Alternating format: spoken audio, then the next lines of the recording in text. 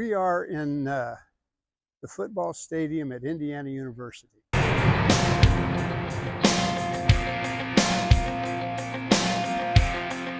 And a place that means a lot to me. Had some great experiences here.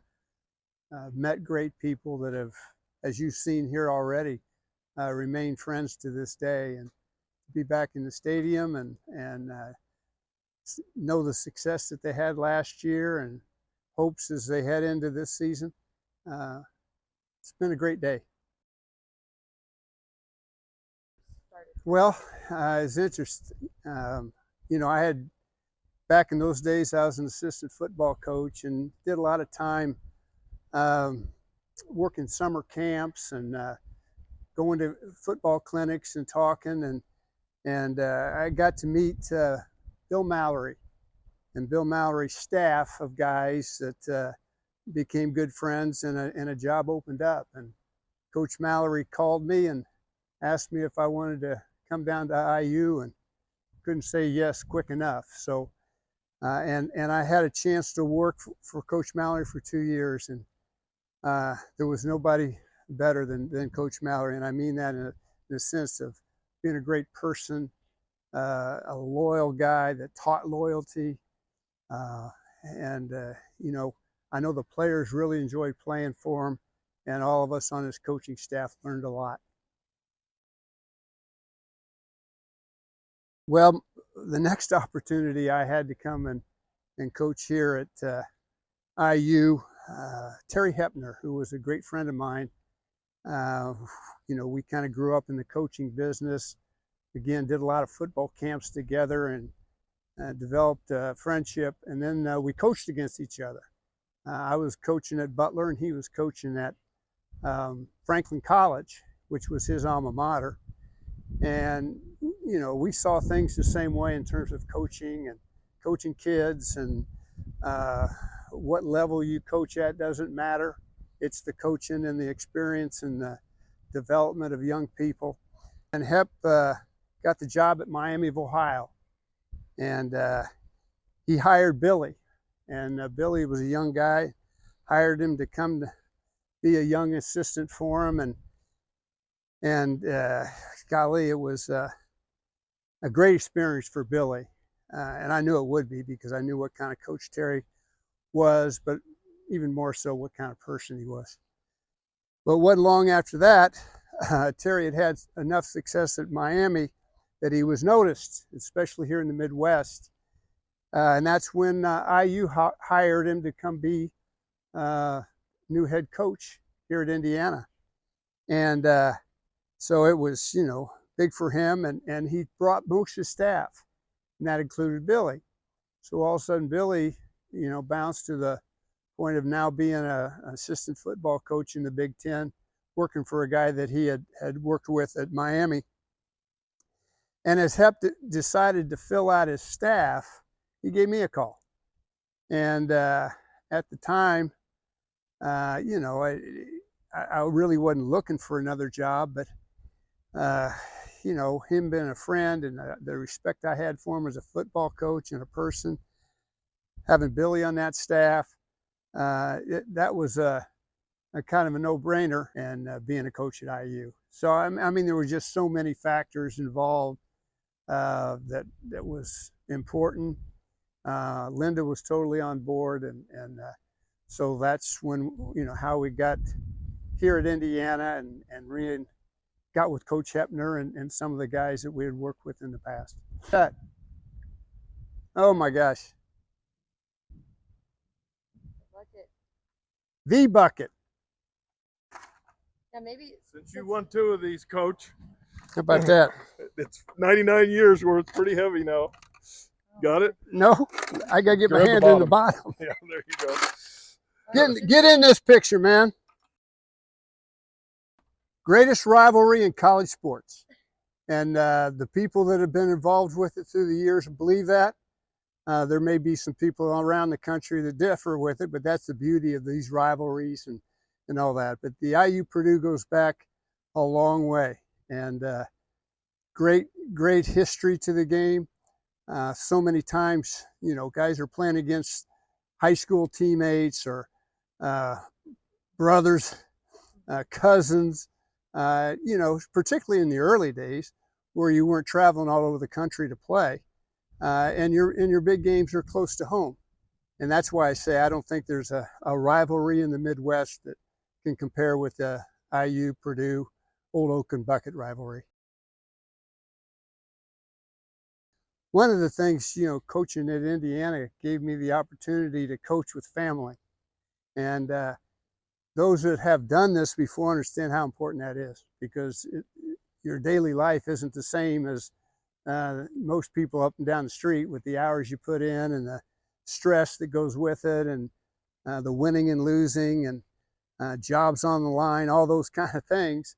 Hey, in the heart of the season, it's 18, 20 hours a day that you're working, and to be in a situation like that was, I really enjoyed it. But being with my son Billy, who came over with Hep from Miami. Kyle Connor is my nephew, who was Billy's best friend growing up and all, and he had been a real successful high school coach that was looking, and he came and joined us and helped coach the offensive line. Outstanding coach. And then Kevin came along and graduated from Franklin College, where he played football for 4 years and wanted to get in coaching. And we were able to get him on. And he learned a lot about coaching. He became a very good coach, and since has moved on and now is the head football coach at Butler University. So it's interesting, through that staff of young guys in particular that we had that went on and are now coaching at the college level.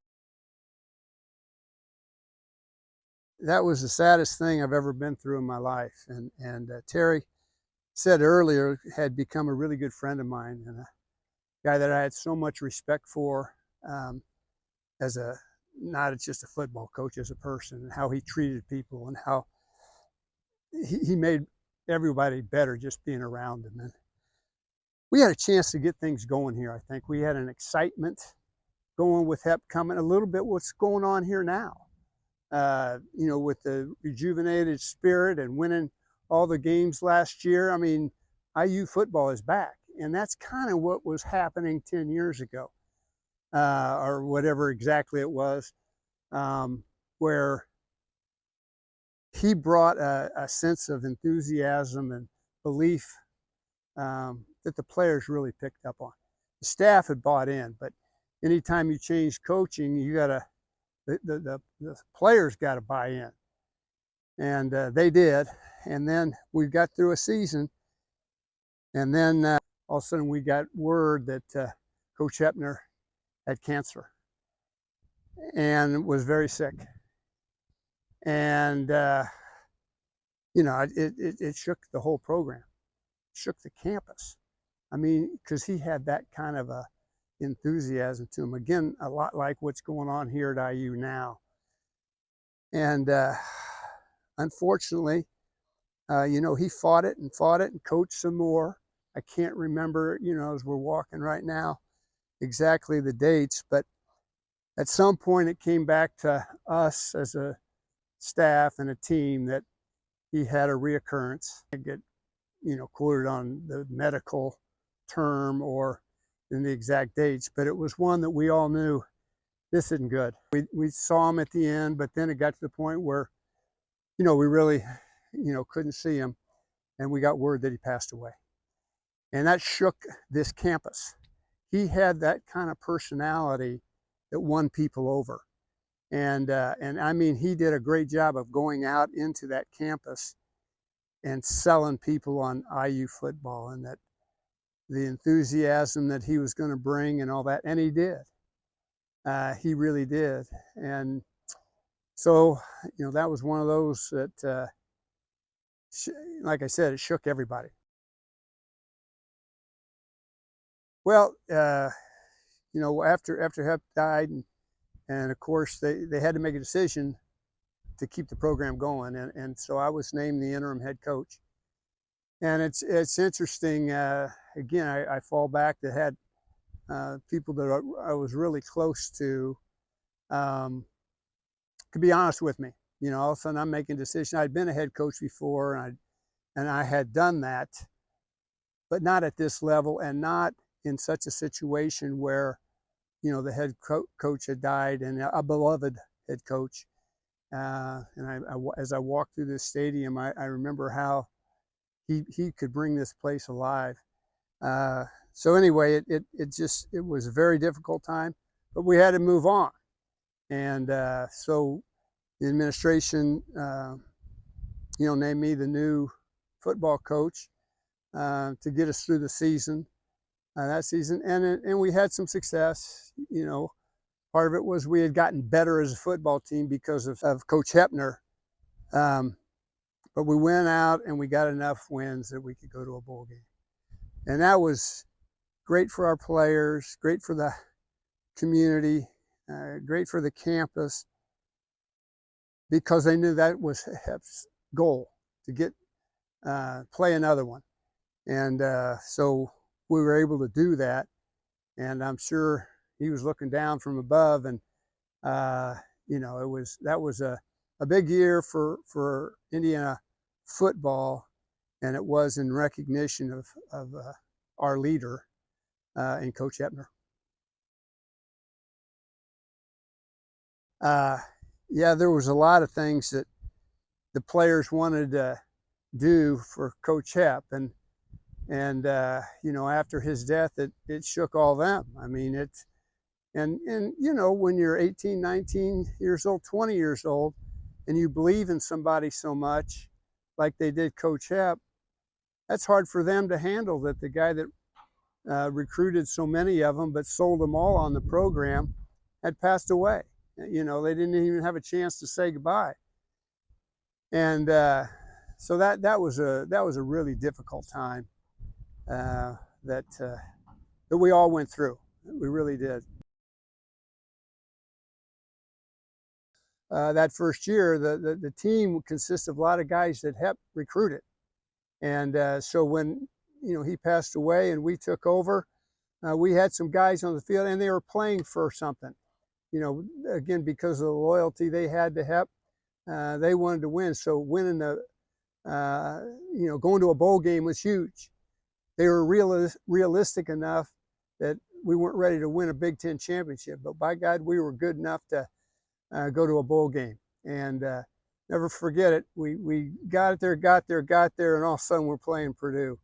And we got a win to go to a bowl game. It hadn't gone to a bowl game in several years. And Purdue was, you know, a traditionally good program back there, and we're winning a lot of games. We had them at home, and by golly, we found a way to win. Austin Starr is kicking unquestionably in his memory to try and get the Hoosiers into a bowl game, or a chance for a bowl game, from 49 yards.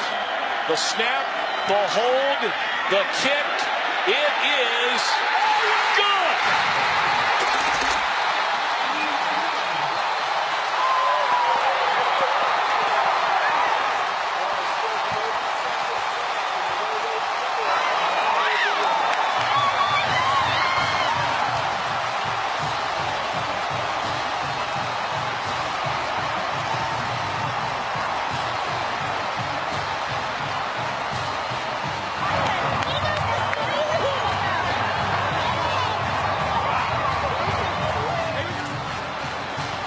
And it was a great football game, but I'd never seen this place explode like it did that night, because it had been a long time since we had beaten Purdue, gone to a bowl game, and they could do it for Coach Hep. And you know, can get emotional about it in all honesty, but it was a tremendous year for a lot of reasons. But it certainly was for the Indiana University loyal, you know, people that loved the university, but also knew the importance of athletics, and winning and beating Purdue and going to a bowl game was big, and we were able to accomplish that.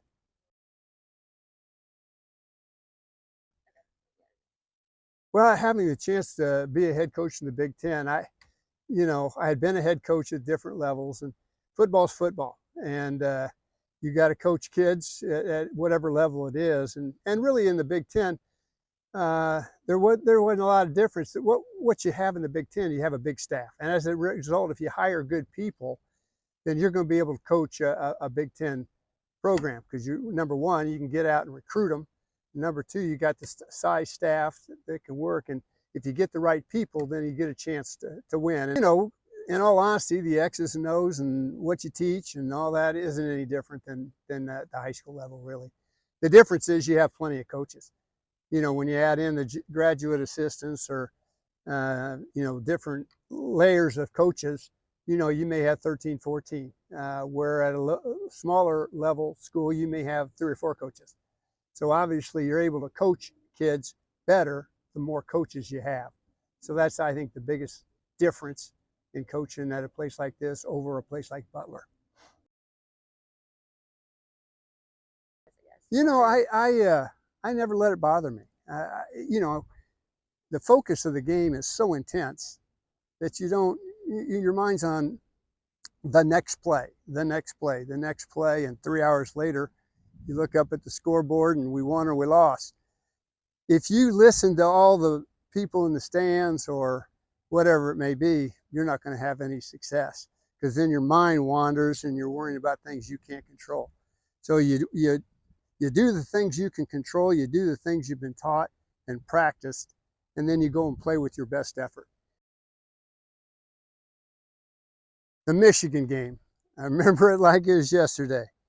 And that was a tough one because it was Michigan and it was at Michigan, and we hadn't had a lot of success there in football because they, traditionally and always have been, the powerhouse. But we went up there that day, and by golly, we played our fannies off. And I mean that.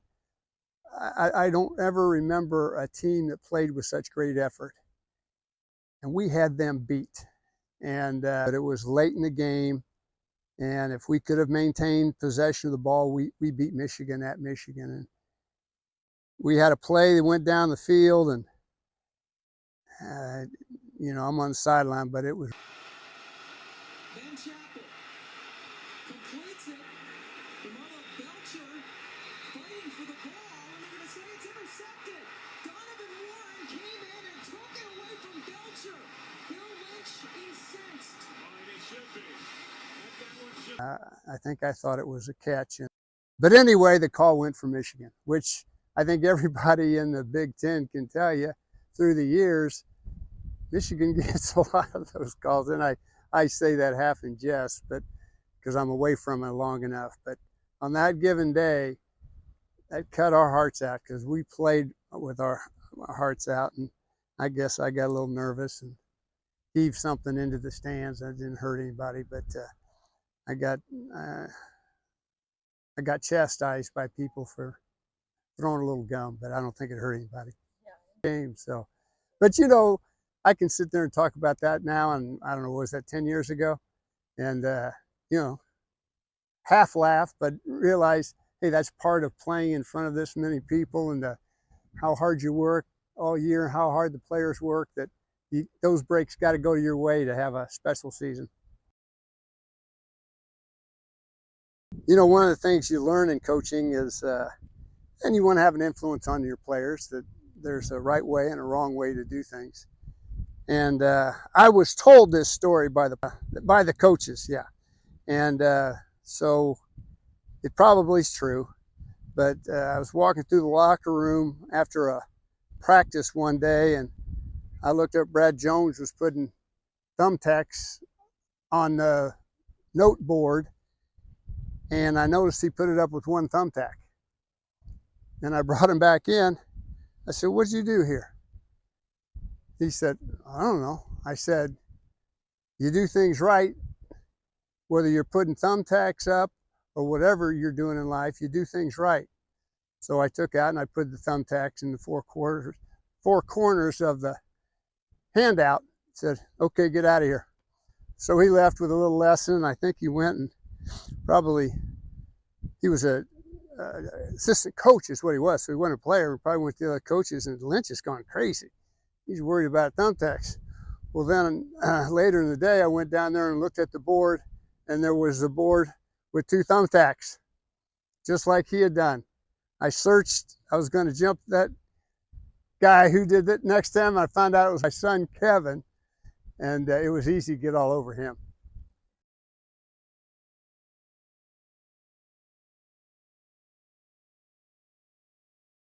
Tom Allen is a great football coach and a better person. And I mean that. I've known Tom a long time. And it goes back to his high school days. And then, when he got in coaching at the high school level, and then as he moved up. But intense, fiery, talented, smart. I mean, he has all the things, and he's, still very, very active, and he's going to be involved in a big win here before long too. But I really enjoyed, again, like anything else around here where you can't go work with the other team on their campus, but summer camps are big. And I got to know Tom at summer camps, and I left thinking there's a football coach. There's a guy that's a future football coach, his intensity, the way he plays.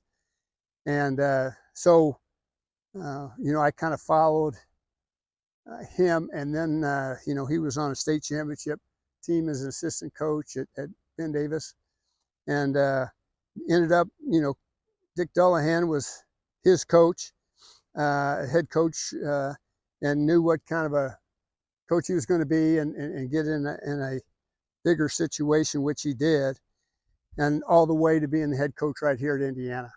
And it's like everything else. You gotta be a little bit lucky, and he had, didn't have great luck, but he won some big football games here, and most importantly, he won people over because they knew he was a great guy that had the players' best interests at heart, and he did it the right way. Oh, I think the success they had last year is tremendous, and being on the outside looking in, everything's on TV, so I'm a loyal IU guy. Put it on TV when you get a chance. And just seeing that team grow through the year, I mean, that is a great football team. And they played it the right way. I mean, it was great effort, didn't make mistakes that, beat you, played together. There was enthusiasm. You could tell it on the sideline. And this is just watching on television. But, you watch something like that, and you lived it, and you know how hard it is, and the success he had in 1 year, hard telling what the future will hold, but he's a great football coach.